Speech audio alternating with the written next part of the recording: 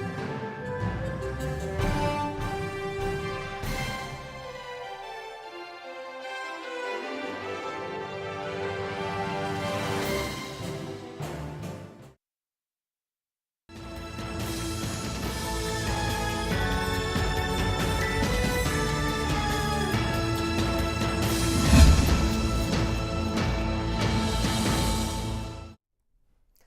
and welcome to Insight.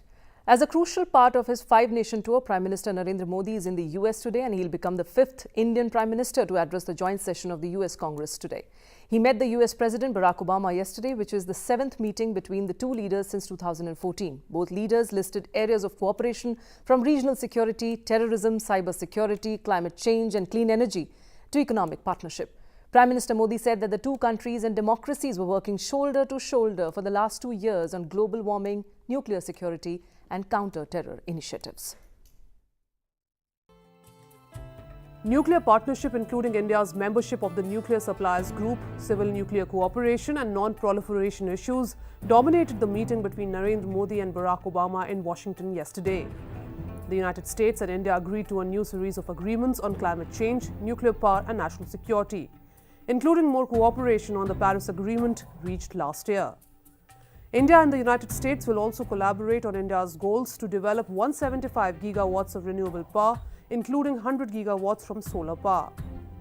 While issues like energy, promotion of jobs, investments and trade, along with exploring better opportunities for the young people, figured in the talks between the two leaders, it is America's support to India's NSG membership that caught all the attention. This is Prime Minister Modi's fourth visit to the United States in 2 years and is seen differently from the earlier three, which were dominated by large diaspora and business events. Prime Minister also met US Defense Secretary Ash Carter and addressed the India-US Business Council 41st Annual Leadership Summit in Washington on Tuesday. Bureau Report. And the members of the Missile Technology Control Regime and International Anti-Proliferation Grouping have agreed to admit India in a win for Prime Minister Narendra Modi as he met US President Barack Obama in Washington on Tuesday. To talk more on this, I'm joined by Mr. Sheshadri Chari. He's Strategic Affairs and International Affairs Analyst, also former editor-organizer. I'm joined by Professor K.P. Vijay Lakshmi too on the panel, who is Professor of International Studies in JNU, and Ambassador Meera Shankar. She was former Indian Ambassador to the US. Welcome to the program. I'd like to start the discussion with you, Ambassador Shankar. How do you look at this visit of the Prime Minister to the US? It is considered as different from what has been in the past. How do you look at that? Well, it's a visit which is seeking to consolidate the framework which the two leaders have established in their previous contacts. And I think in this, it's an important visit because this is the last window of opportunity for the Obama administration, really, which will, because the US will be going into presidential contest mode very shortly.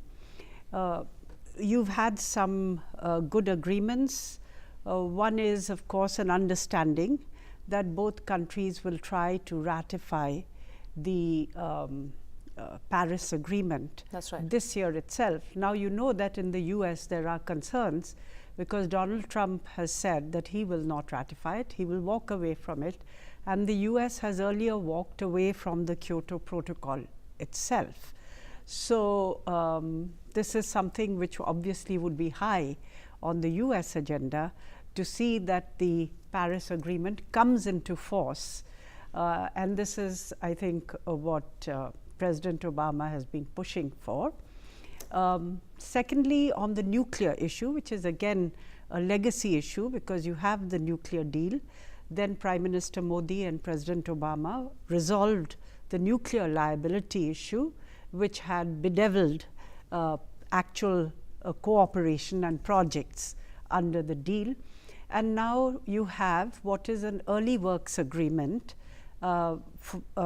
between Nuclear Power Corporation of India and Westinghouse to begin engineering and earthworks at the sites which have been shifted to Andhra Pradesh and have been welcomed by Chief Minister Chandrababu Naidu. The commercial negotiations are still a way off. Though both sides have put June this year, June 17, I think, as a target for completion of the negotiations, because these are quite complex, you know. It's not a competitive bid. So India has to establish price benchmarks which the Indian market can afford. And to the extent that Westinghouse indigenizes in India local production of components, to that extent costs will come down. So it's going to be a slightly complex negotiation, but both sides have committed to try to conclude it. Okay. Then you have what I think is quite significant in the defense field, that the US will and India will continue to work to give India the status of their closest allies and partners. Earlier, when I went there as ambassador, the US had us on par with Sudan and Vietnam in the lowest category. And it has changed. Then we changed. In fact, they liberalized the export control laws while I was there, and they upgraded us to the status of closest partner. Now they are trying to give us the status that they give to their closest allies, without us actually being a formal ally of the United States. And the other significant thing which has been said is that a range of technologies will be accessible, US technologies will be accessible to India without license. So that is, I think, a fairly major statement. There's a lot of trust that one sees between these two nations. This would be more, I think, I mean, when I'm looking at it without license, it would be for technologies which are held by the Pentagon or the Defense Department, and then they give it out to various private companies to use. Because the private companies which hold a lot of technologies would obviously not agree to non-commercial arrangements. But this itself is a fairly significant step. Then on the issue of climate financing, I think, or financing for renewable energy, I think the amounts are rather small. You know, it's $20 million for the clean, energy partnership, $40 million for the catalytic finance partnership, and the expectation that with this they will be able to leverage $400 million or so of private investment. Let's take it a little further, and you have highlighted some of the very key aspects of the cooperation agreements which have been signed and the areas of cooperation. Professor Vijay Lakshmi, how do you look at this defense partner status, so to say, this aspect of it? Because I find it quite attractive to look at. If this was the condition, let's say, a few years ago, then what is it that has generated this amount of interest in the US? I would say the trust between these two countries, has it really reached that level? And what is it that should be given the credit for this kind of a transformation to happen? Is it the leadership at both the ends? Well, I certainly think leadership has been extraordinary on both sides, because there was a start for Prime Minister Modi's first visit on the analysis was, will he hold building closer ties greater than holding a grudge? You know, that was the kind of headlines one used to see. Clearly, what he chose made the difference, and the leadership. I think leadership in foreign policy is extraordinarily important. That's in fact my latest work. I believe that we should do more of that study to see why leaders decide what they choose as an approach. Is it a cognitive, psychological moment, or is it a rational moment? These are things that academics are looking at very seriously. But in my understanding, I think leadership. And President Obama, when he took office, again there was this apprehension that he may not really be a friend of India, or he may in fact be somewhat slower in facing the pace of Indo-US relations, which had already begun to show a very positive direction. So foreign policy does build on the previous years, I would say. So traditions in foreign policy, approaches in foreign policy, especially in democracies, are not exactly set in stone, because leadership obviously decisively changes that whenever it happens.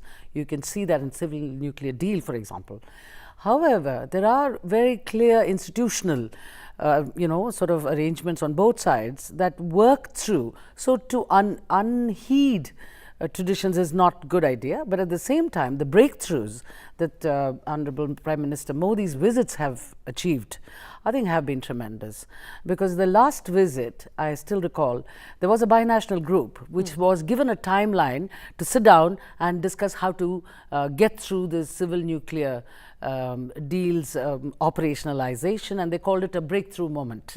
So, you know, it's clear. So now in defense, however, it's not so much about a breakthrough alone. I think what you are seeing is, for example, Secretary Ashton Carter, his role has been very significant. For a long time now, if you read what he writes in various places through which, you know, countries signal each other, you write these pieces.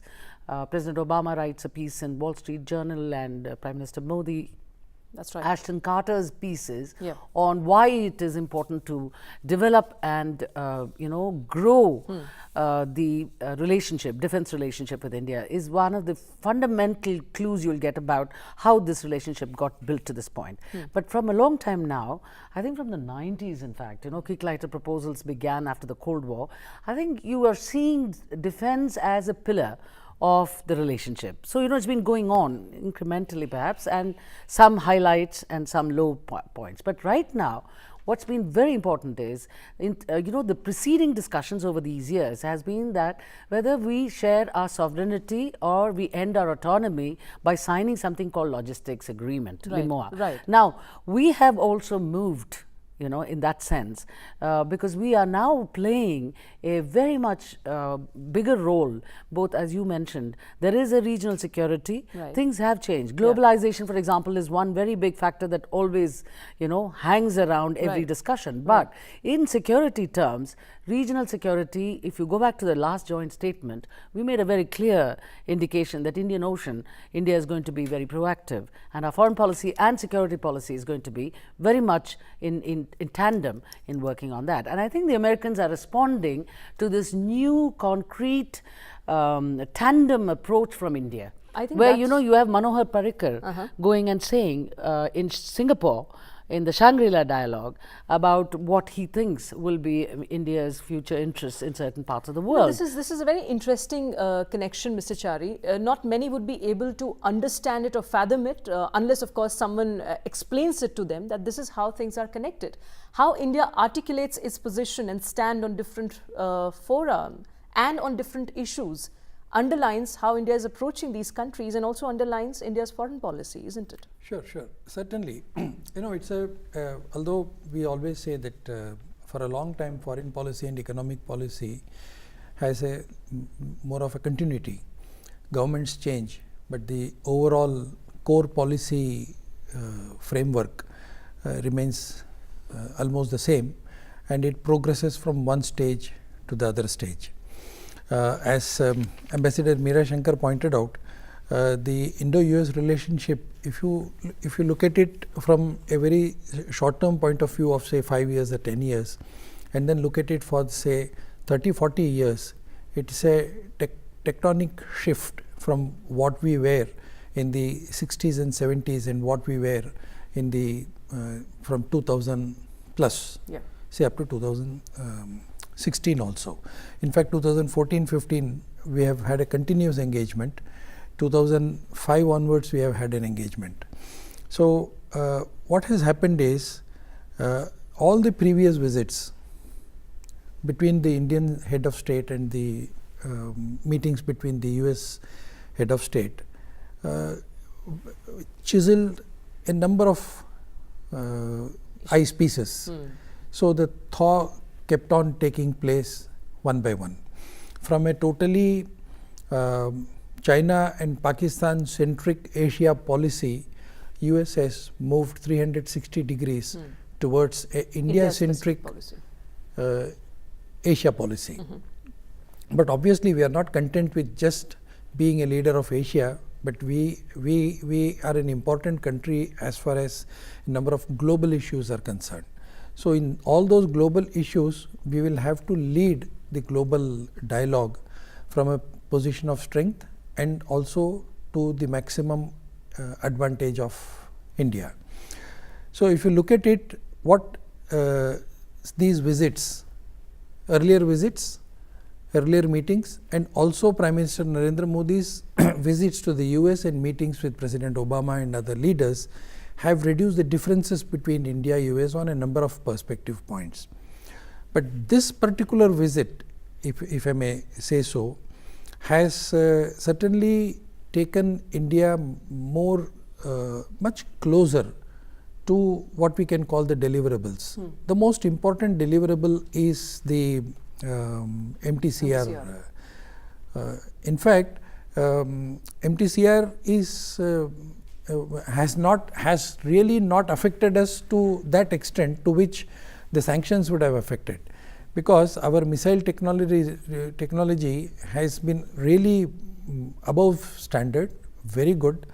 BrahMos is an example for that matter, and today we have got about 70% indigenous production in BrahMos, and the next 30%. Out of those 30% also, the core operational capabilities of BrahMos is again supplied by Indian companies, like big companies, and the most important element, the heart of the BrahMos, what we call, is still the Russian technology, because our materials management technology is not that good. We have not developed or probably put the kind of money that we need to put into research and technology as far as the materials are concerned. So if you look at that, BrahMos has been a success, Agni has been a success, and all other missile technologies has been success. Our former president was the missile man, as they call. The whole world acknowledges him as the missile man. So his whole brain power has gone into the missile technology. But still, the missile technology control regime in itself was the last stumbling block to our 100% capabilities. So that we have achieved. In fact, very recently we have now almost 90% indigenization as far as Akash missile is concerned. But this MTCR now removes all the fetters, and now it is like 100% no stopping us kind of a situation.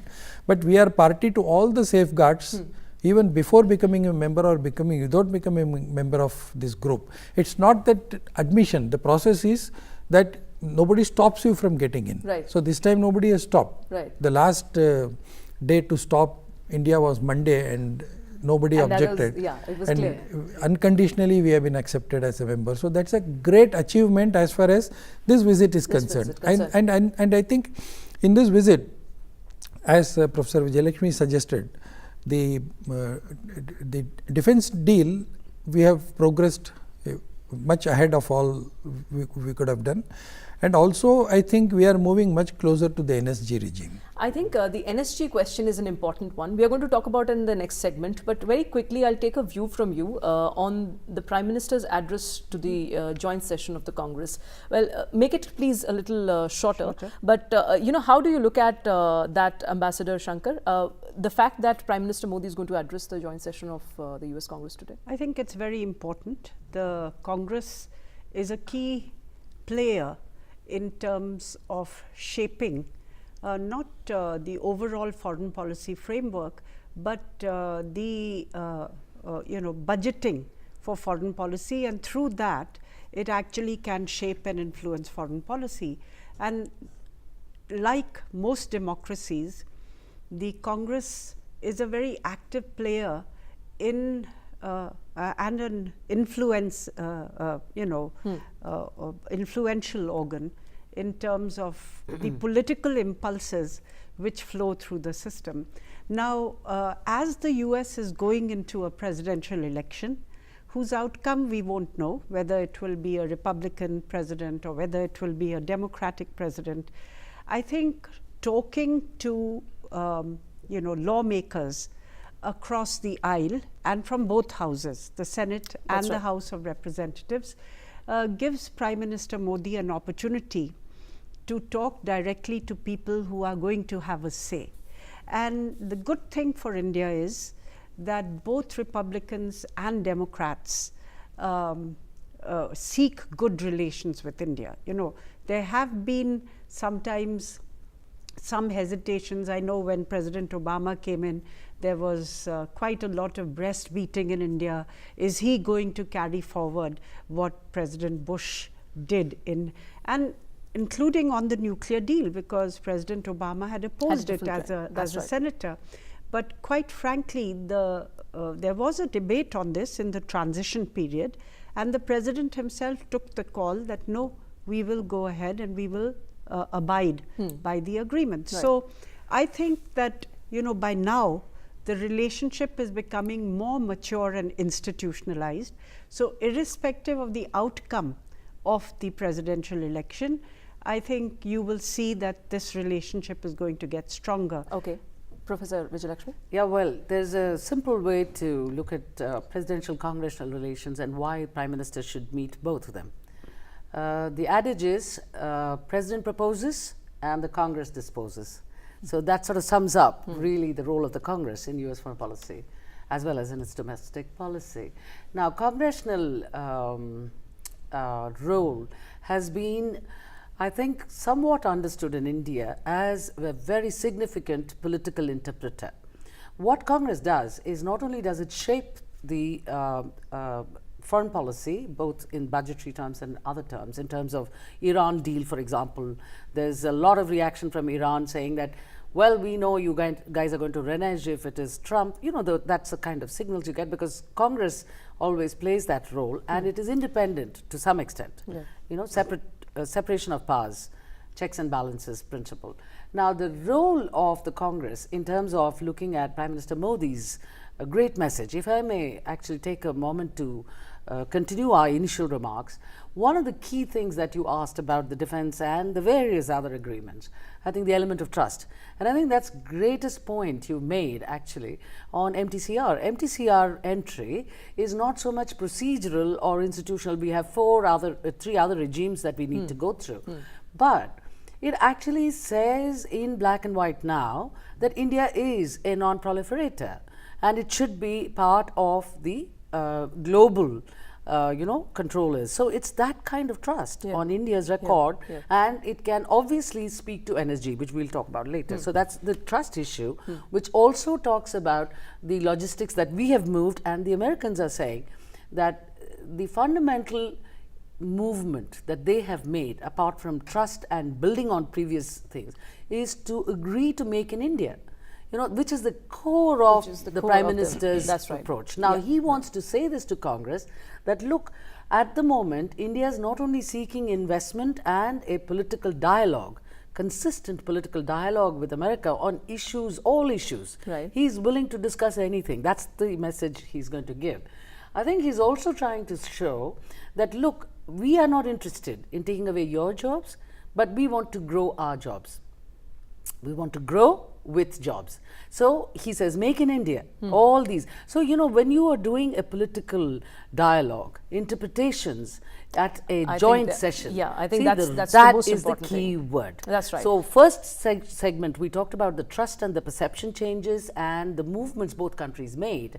I think in this segment, we need to keep in mind when you talk about this, and this is going to happen just a few hours from now, you're going to see the interpretations coming, because Paul Ryan, who's the Speaker of the House, who's endorsed Trump now, very sadly, but he has actually extended the invitation. So, you know, there is no more, I would say, we must put it to rest about Republicans versus Democrats where India is concerned. Fine, but that is an interesting angle to look at. It is seen as a state-to-state conversation. Other important aspect besides these things, the other important aspect is that, you know, if you look at the administrative mechanism of the US, the governance system of the US, it's not just as Professor Vijayalakshmi said, the President proposes, the Congress disposes. So the Congress, that is the members, the Senate and the lower house, they are very powerful, and it's a committee system that works here. Unlike the ministerial systems that we have, there are committee systems where these people read between the lines and almost take stock of everything. If you have noticed one thing, time and again, the presidents wanted to extend a certain agreement and benefit to China. They wanted to do something to, like selling F-16s to Pakistan. It is the Congress which blocks it.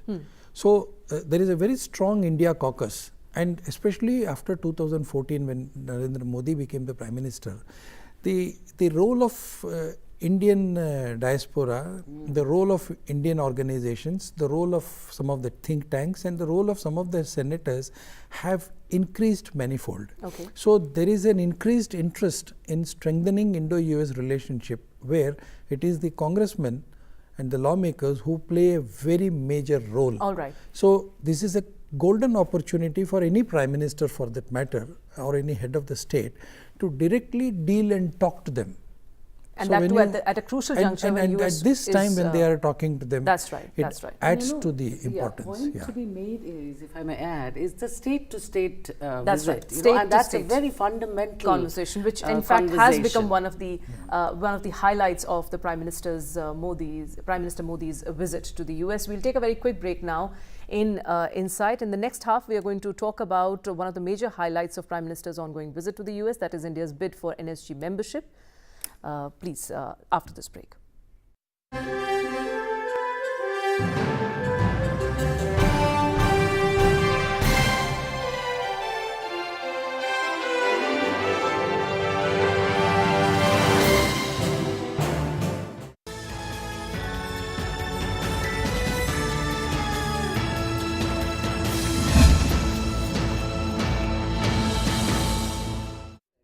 Welcome back. You're watching Insight. Prime Minister Narendra Modi is in the US, though there are different dimensions to his ongoing five-nation tour. But what holds special significance is India's bid for Nuclear Suppliers Group membership. This is seen as India's biggest diplomatic battle since the Indo-US nuclear deal. New Delhi has submitted its formal application for the membership of the Nuclear Suppliers Group ahead of Prime Minister Modi's visit to the US. The first big test will be on June 9th and 10th at a closed-door NSG meet in Vienna, which will be followed by the June 24th NSG plenary in Seoul.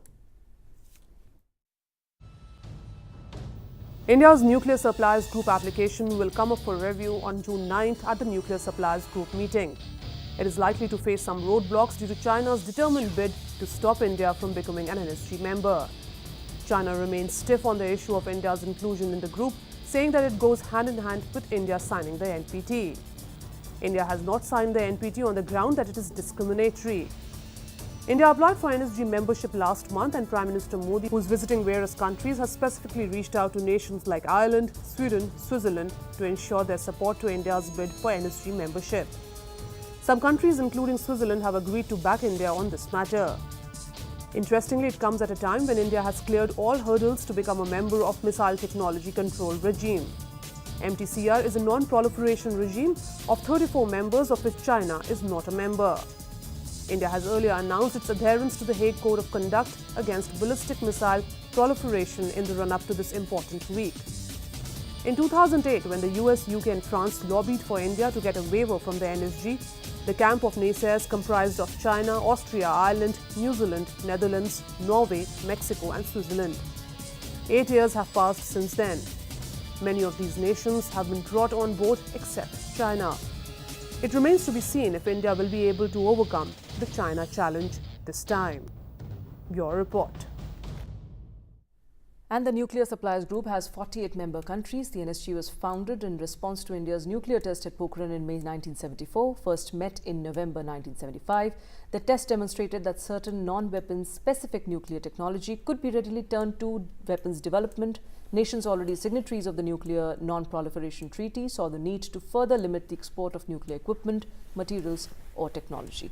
But how far is India from its membership at the NSG? I think that's one of the crucial things to watch out for. Professor Vijay Lakshmi, how do you look at the fact that the main agenda this time of the Prime Minister's tour, five-nation tour, was to ensure that India gets its membership at the NSG?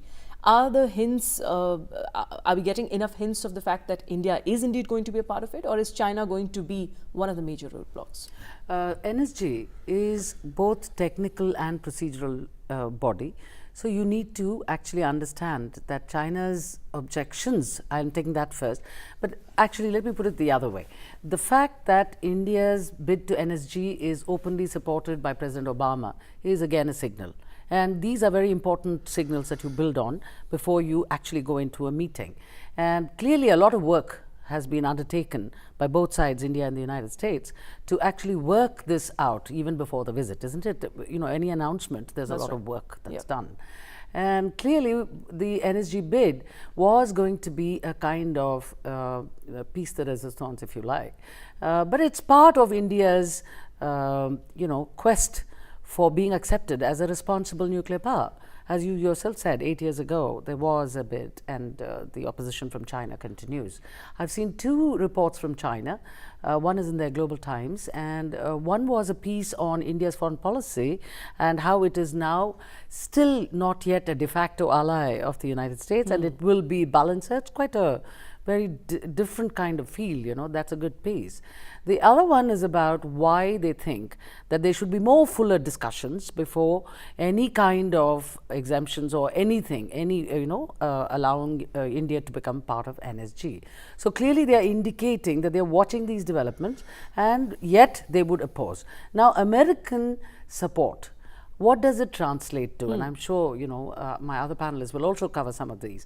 I think what the Americans have done, first instance, is to openly suggest that please understand that we, as leaders of non-proliferation regimes, in fact, creators of several of these, have in fact become, agreed and are believing in India, and we are placing a strategic bet on India.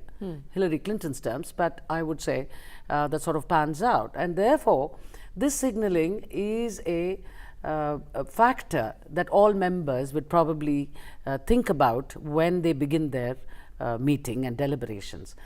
In the discussions, we do not know those objectors of the previous time how much, but Switzerland is obviously has That's stated, right. Yeah. and some more countries apparently. Mexico is going to be his next halt, of course. So yes, that's and therefore I think yes, the foreign policy of India, one of the major irritants between India and the US was the nuclear issue. Yeah. Partially we went through the nuclear deal and the debates and discussions in India, deliberations.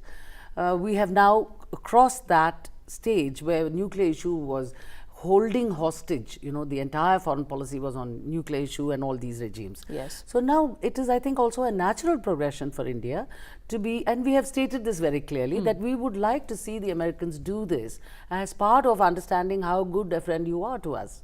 And so I think that is also Mr. coming Chari, through. have the Americans also have they been able to also express it in as many ways? The fact that John Kerry was in China. There was some other negotiation happening in China, but there had been reports that on the sidelines, America was also trying to reach out to China to ensure that China leaves the adamancy around India's membership of the NSG. How do you look at that? In America's support to India's membership, how should that be looked at? There are 2 aspects of it. Number 1 is the China factor, and the second is the conditionalities of the NSG. NSG again is not a universal body like IAEA, Yeah. or it's not under the United Nations. It's not a mandatory body as anybody else would say, but it makes things a little more easier. But the commercial considerations of late has actually made NSG a much of a redundant body. But this is only a rider, sort of. As far as the China issue is concerned, I think more than the Americans, how Americans are able to impress upon China to accommodate India, the most important factor is China, we should not forget, is also using the NSG membership as some sort of a leverage against India. Yeah. For a long time, the Chinese strategic thinking community is probably of the opinion that we need India to be on our side as far as the balance of power in Asia is concerned. So from a time when Obama came to India and he very proudly announced that China would probably be the leader of the Asian pivot, from there the position has become 360 degrees reverse, in the sense the US is cozying up to India at the cost of course, the Chinese strategic approach as far as these umbrella issues are concerned. So in that connection, I don't think China's approval or disapproval is going to be a very important issue as far as this factor is concerned. And what about its claims that, if its backing of Pakistan also at the same time, because the application that India had filed, soon after that Pakistan had also filed an application. See, this NSG, the whole business of NSG started sometime in 1974. It was India specific to a very large extent, and it was what we call the London Club. So it started from there, and then as far back as 1974 they prepared a trigger list. Now what happened was France was not a member of NSG in the beginning, 74, and a French company was actually going to supply reprocessing facility to Pakistan as far back as 1974. And because it was impressed upon the French government that they should become part of NSG, they became part of NSG, and thereby this company had to cancel the contract. But in spite of this, the proliferation did not stop. If NSG was so powerful with teeth, in that case Pakistan should not have come up with the bomb at all in the first place. So, who supplied the fissile material to Pakistan, who supplied the technology, and who supplied the reprocessing facility to Pakistan? Obviously, one of the NSG members must have done it, number one. Number two, the most important element is those who are signatories to NPT must have also done it. So, it shows how toothless a body it is. Nevertheless, we have moved much closer to NSG membership in different stages. In fact, we willingly segregated the civilian facilities and the other facilities, what is generally called the military facilities, but actually it's not just military or defense facility, it is a civilian and other civilian facilities, strategic facilities. Let's also look at one important aspect. In our, if you go through the nuclear document, we have made two very important things in the nuclear doctrine very specific: no first use, and a self-imposed moratorium on further Even tests. if we are not a signatory to the NPT, we have followed the principles. US is not signatory to the CTBT regime. So, we have always told the US the moment the Congress I was reading it somewhere that one of the bigger issues why some of the NSG members would not like India to be a member is the fact that they think that the promise of nuclear reactor construction contracts with India never materialize. Is that one of the concerns, Ambassador Poonam? I don't think so. I don't think so. I think, with Russia, we have had the Kudankulam reactor agreement, and with the US now you have the early works agreement on Westinghouse. But if you look last time when the waiver was given for India in the NSG in 2008, then there were a number of small countries, as you mentioned, Ireland, Mexico, Switzerland, Austria, and so on, who were opposing India's membership. China was not saying anything publicly. They were really shooting from the shoulder of these smaller countries. And once India, the US, Germany, who was then the chair of the NSG, we all worked together to bring these smaller countries around. Once those countries came around and removed their opposition to the waiver, China came out openly against the waiver for India, saying it can't be, an exception. There should be certain kind of principles on the basis of which this is done, and those should apply equally to any other country, meaning Pakistan. And at that stage, it was the US President George Bush who picked up the phone and talked to his Chinese counterpart, and finally China withdrew its objections and the waiver was given. This time round, I think India and the US are working together to bring those who are naysayers or seeking to block India's application around.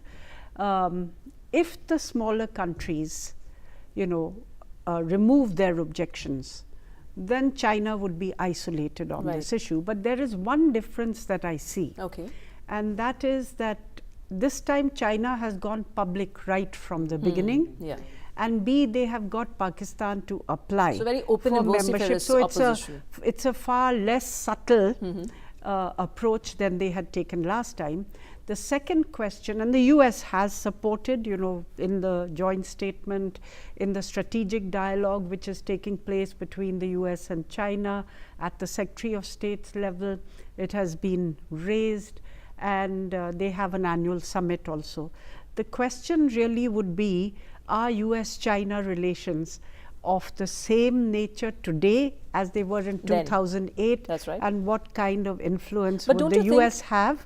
The second issue that China would have to consider is that, if they openly, block most aspirations that India has, whether it is for the Security Council, whether it is to seek action on terrorist designations That's in right. the UN, or whether it is in the NSG, is this more likely to push India towards the US, or is it more likely, Which is one of the concerns Yeah, so for China. then China has to see how its behavior will be perceived in India and what the consequences will be.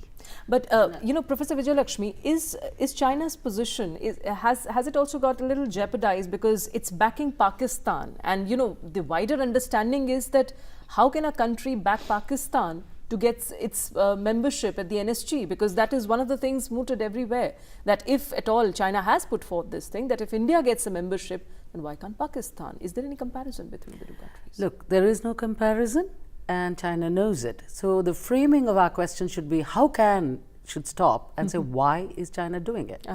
I think there are three reasons. One is the geopolitical and geostrategic reason.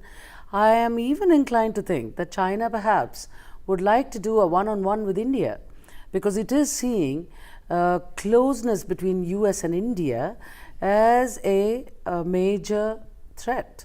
That is coming out in this foreign policy piece that I read today. And I think I'm inferring, I could be totally wrong. I think China now is using, the word leverage is a very useful one. This is a lever in China's armory in terms of, as it does have other levers like Asian Development Bank, where it refused to give something for Arunachal Pradesh and we saw it very badly. So the bilateral issues and the global issues. How do we synchronize in foreign policy the global, the regional and the bilateral? Now this synchronization has happened with the US for India, but we haven't been able to achieve that with the Chinese. And China also perhaps then has these three levels of objectives with us.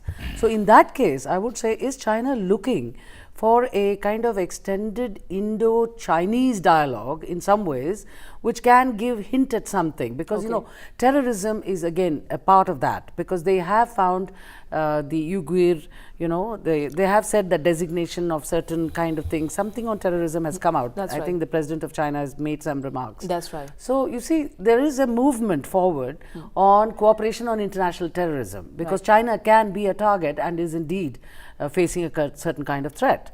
So do we want to cooperate on that? To what extent? And then of course climate change. As you well know, that's your next probably the segment, but I would say that climate change is again another leverage where it has already joined with the United States and India seemed to be the outsider, and we had to scramble pretty quickly and do a lot of deft work, I think, to say that we're not outsiders but we want justice and we have other kind of principled problems that, you know. So in that sense, I think Chinese strategic objectives are at the moment facing a balancing act between their global long-term objectives of working with India, having a working relationship with India, and a bilateral one where they have a number of other issues and specific technical issues like the NSG. And I think in NSG they've stuck their neck out this far.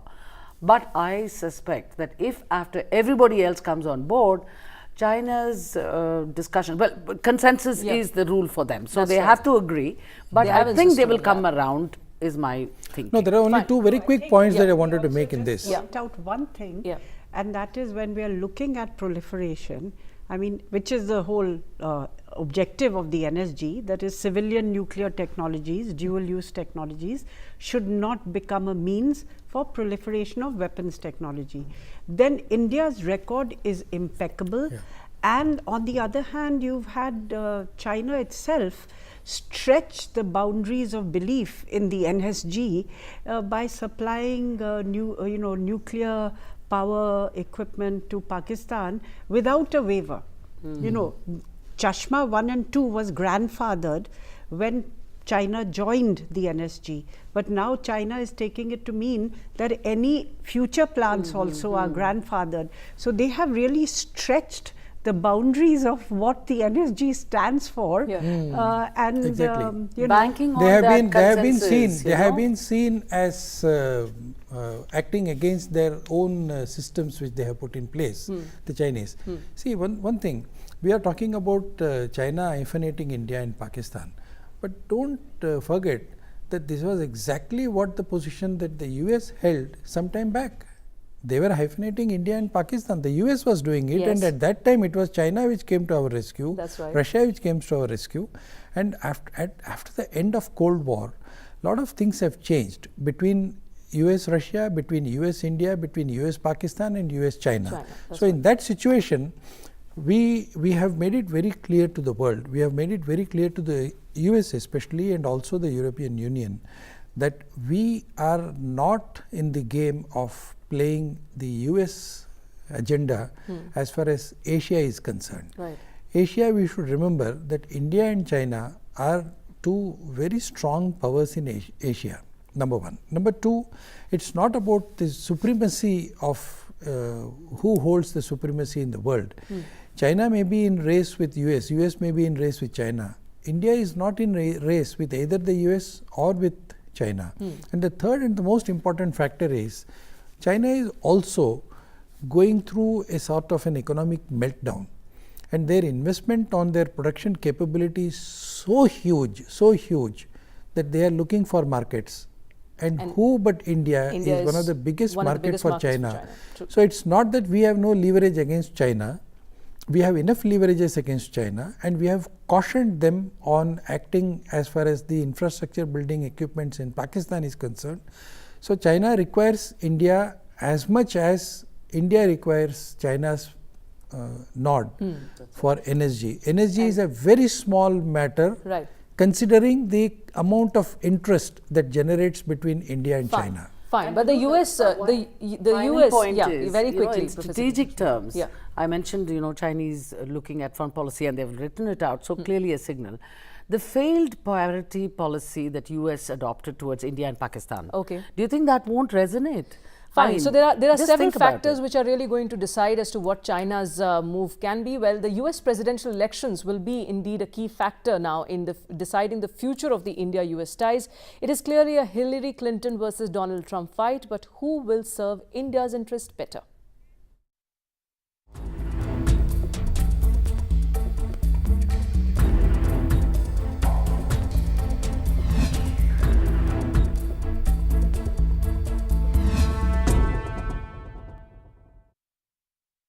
Well, Professor Vijay, this question, you said that both are good, but anyway, it's important to really understand as to what it would mean for India. Well, India is in a geostrategic sweet spot, as somebody said. And clearly, the bipartisanship that we've seen, if their leaders are normally from the party, one could almost imagine what their policy would be like. For example, Secretary and now Madam Hillary Clinton, I think we have seen her positions on India. I have gone on record saying that if you watch her public statements and the Chennai speech that she gave on look east and act east and engage in east, etc., there is an attention to detail. Her first visit as a first lady was in 1995. So I think she's grown in her own perceptions, and perspectives have been colored by a constant and consistent attention to India. Now with Mr. Trump, I have no clue who his advisors are. And I do believe that he once made a comment on how he likes Indians, but he finds their accents very difficult. You know, that's a very facetious remark. But his positions on protectionism and all of that is also, you know, this is election season and this is campaigning. So what they say in campaigns and the real governance issues, I mean, what do you do as a president? There will be some gulf, I think, and some distance. There will be a Republican advisory group that will help him and will probably put him wise to what can be said and so on. But his own personality, and as I said, leaders nowadays are appealing over the head of various other institutions that, you know, talk to them, to the people. So, you know, you're tapping veins which, especially in democracies, have a different feel and so on. So I think Trump and Hillary both will look at India very seriously indeed in terms of taking it further, not going back. The only issue will be a domestic problem where there is an actual job loss or a job threat from progressing on a very specific, let's say, defense technology initiative. And that is something if which jobs are shipped abroad, Yeah. that Trump might find very difficult to support. Because and this then is, he'll be anti. this is something on very that. important and integral of the American economy too. The fact that some of the important issues have emanated during these campaign rounds, which is of course the gap between the capitalists, the people who do not have jobs, and other issues. How do you look at that? You know, we have, India has successfully dealt with Republican governments also earlier. And if you very broadly put it into two camps, the Republican governments, whenever there has been a Republican government in the US, they have always been India-centric, India-favorable to a very large extent, be it the Bush administration or whatever it is. They have then had their own priorities as far as the US is concerned. We have also very successfully dealt with the Democrats. The Democrats had a policy stumbling block as far as India was concerned. It was the Democrats who encouraged US relationship and engagement with China. It was the Democrats who encouraged the US engagement with Pakistan also. But the Republicans have never done it to a very large extent as far as I know, but these details can be worked out sometime later. But as Professor Vijayalakshmi very rightly said, this is basically an American election. The American president's agenda is to set right or set wrong whatever is there in the US. So it is the US people and the US economy which is their priority, how US deals with a number of issues. So that comes first as far as any American president is concerned. And then the next step that would probably take up is the flashpoints where they are engaged. Yeah. So the US is engaged in a very big flashpoint with Iran, they are there in Iraq, and now they are in Afghanistan. Withdrawal from Afghanistan is going to be an important issue for them. The third is the commercial factors. They have been dealing in economic engagement with China has been highly detrimental to the US economic interest, whereas economic engagement with India has not been as detrimental as that has been with China, except for probably a few job loss. But even otherwise, even if Trump goes ahead with and does what he is going to do, the American economy will not be able to absorb the kind of manufacturing process that he envisages. The wages are going to be very high. Nobody is going to pay $25 a week. So you would agree with what has been suggested, that the only way is the only way forward for the US economic engagement also is to engage more with India, align with the technology transfer regime, and then assist or be partnered with the Make in India process that Narendra Modi has put in place. So I think in the long run, whether it is a Democratic president or a Republican president, three things are going to be very important. One, the president's personal agenda, which is going to be US specific. Two, their economic engagement, which again is going to benefit India, whichever the government is. And the third is the strategic outreach that they will have to make outside of the US, and none of the countries around US are their enemies or flashpoints. All their flashpoints are in Asia and West Asia and Africa. Okay, ma'am. I would agree with the sense of what has been said by both Professor Vijayalakshmi and Mr. Chari, that whether it's a Republican administration, whether it's a Democratic administration, I think that there would be momentum to taking India-US ties forward. Now there are also specifics in the sense that Mr. Trump has responding to popular anxieties about the diminishing middle class in the US and inequalities, IT sector particularly, because our IT sector is closely tied in with the US sector. And here I would disagree with Mr. Chari that there have been job losses in the US on account of the trade with India. Our trade is about $110 billion. And services exports are broadly balanced, so that in some years the US exports as much services to India or even more than they import from India. And I think the broader aspect is that this partnership with India that US companies have established has helped to keep them globally competitive and therefore has preserved jobs in the United States. Okay. A lot of the job losses are also because of technology, because you're seeing technological disruptions, you know, whether it will be driverless cars, whether it will be the Internet of Things, whether it is going to be, you know, 3D manufacturing. You know, China has printed a house. So there are other factors. Now, Hillary is not protectionist in terms of trade, and she has been a strong proponent of building the relationship with India. Strategically, she's been a little more interventionist in areas like Syria or you know, Libya and so on.